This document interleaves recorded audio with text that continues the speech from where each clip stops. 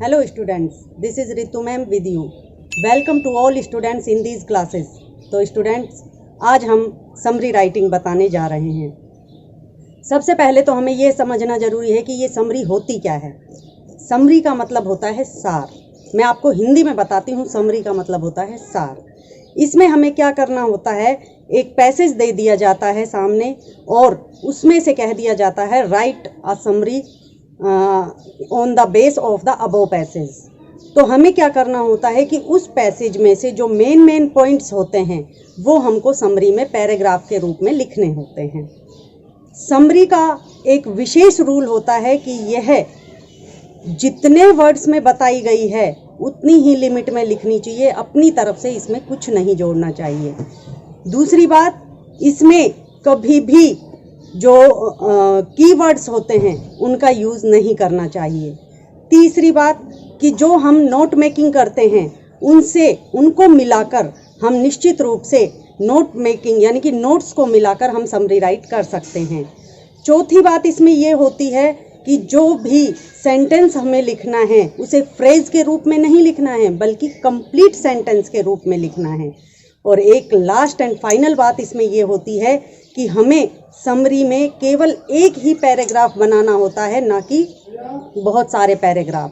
तो आपको summary right करते समय कुछ विशेष रूल्स का फॉलो करना होगा। वो रूल्स हम क्रम वाइज अभी आपको लिखवा रहे हैं। तो देखिए, आपके जो 12th क्लास है उसमें भी आपने देखा होगा कि 11वें नंबर का जो क्वेश्चन है वो आपके आता है right the summary on the basis of above passage and suggest a title. इसका मतलब ये होता है कि ऊपर एक पैसेज दे दिया जाता है, उसमें से आपको समरी लिखनी होती है और नीचे एक टाइटल आपको लिखना होता है। टाइटल के बारे में मैंने अपनी लास्ट वीडियो में आपको बताया था। इस वीडियो में भी मैं आपको बहुत अच्छी जानकारी देने वाली हूँ, लेकिन अगर आप इस वीडियो को शुरू से एंड तक देखेंगे तो वो जानकारी आप ले पाएंगे, अन्यथा आपको वो जानकारी नहीं मिलेगी। तो देखते रहिए। अब हम लिखते हैं समरी राइटिंग के कुछ रूल्स। तो सबसे पहले हमने लिखा समरी। समरी का मतलब होता है सार।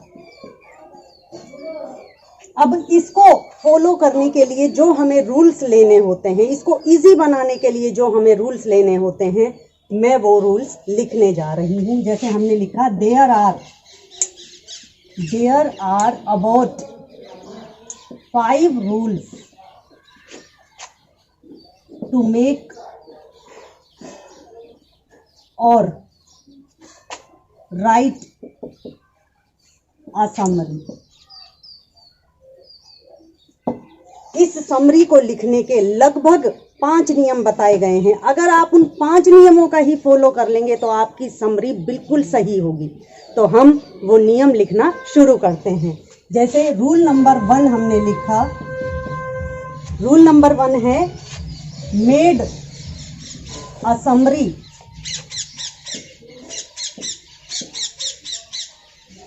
A summary using the notes. कि आप जो समरी लिख रहे हैं उसमें आप नोट्स का यूज कर सकते हैं, लेकिन इसका अर्थ गलत मत ले लेना। आप इसको नोट्स के रूप में नहीं लिखना है, इसे एक पैराग्राफ के रूप में लिखना है। Right in the form of a paragraph. Note points, ये मैंने लिख दिया है कि इसको जब हम लिखेंगे तो हमें पॉइंट्स के रूप में नहीं लिखना है, इसको एक पैराग्राफ के रूप में लिखना है। लेकिन हम क्या करते हैं कि समरी लिखते समय जो वर्ड लिमिट होती है उसको नहीं देखते हैं और हम इसमें पैराग्राफ टू पैराग्राफ लिखते चले जाते हैं, या फिर पॉइंट्स बनाकर हम इसको लिख देते हैं। वो बिल्कुल गलत है। हम जब भी समरी लिख रहे हैं उसमें हम नोट्स का यूज कर सकते हैं, लेकिन एक बात का आपको विशेष ध्यान रखना होगा कि नोट्स जो होते हैं उसमें हम फ्रेजेस का यूज करते हैं। फ्रेजेस, इसमें हम फ्रेजेस का यूज करते हैं, लेकिन जब भी हम समरी राइटिंग लिखेंगे उसमें हम फ्रेजेस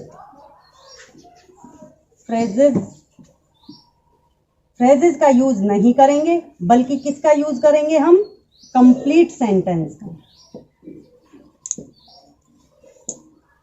कंप्लीट सेंटेंस का। अब आप जहां तक है मेरा मतलब समझ गए होंगे। फ्रेजेस का मतलब होता है बिल्कुल शॉर्ट में लिख देना किसी चीज को, कीवर्ड्स लिख देना उसका, जैसे मैंने आपको लास्ट वीडियो में बताया था, जैसे इंफॉर्मेशन का इन्फो लिख देना, या फिर लाइफ का LYF लिख देना। ऐसा इसमें नहीं चलता है, इसमें कंप्लीट सेंटेंस आपको लिखना होता है। तो ये हो गया हमारा रूल नंबर 1। अब चलते हैं हम रूल नंबर 2 की तरफ।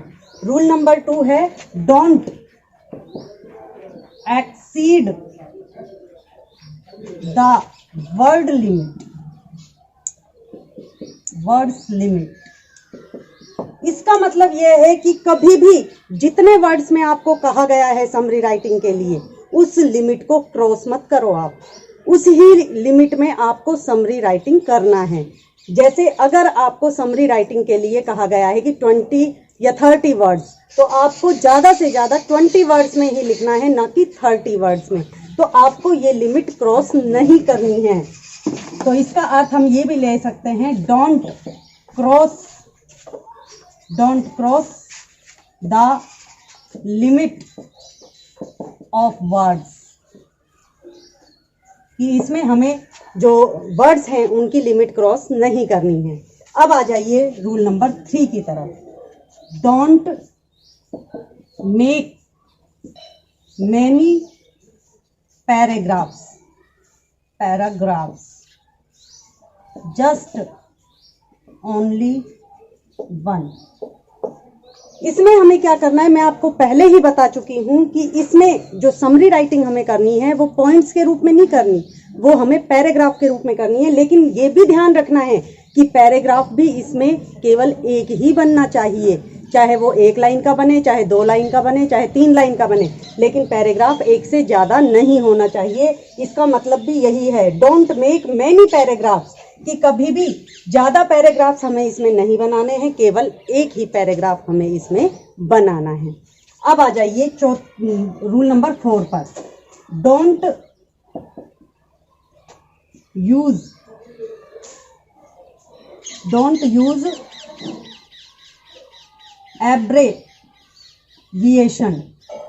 एब्रेविएशन का मतलब होता है कीवर्ड्स, जो मैं आपको पहले ही बता चुकी हूं कि डोंट यूज एब्रेविएशन या कीवर्ड्स इन द समरी।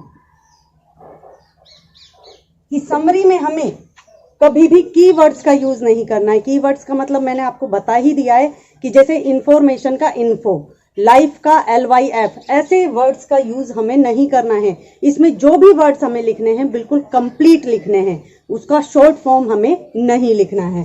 तो ये हो गया हमारा रूल नंबर 4। अब आ जाइए रूल नंबर 5 पर, जो कि हमारा लास्ट रूल है। तो देखिए, right a summary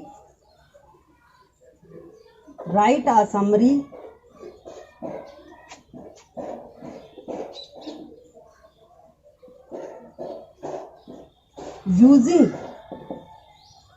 complete sentences, not phrases।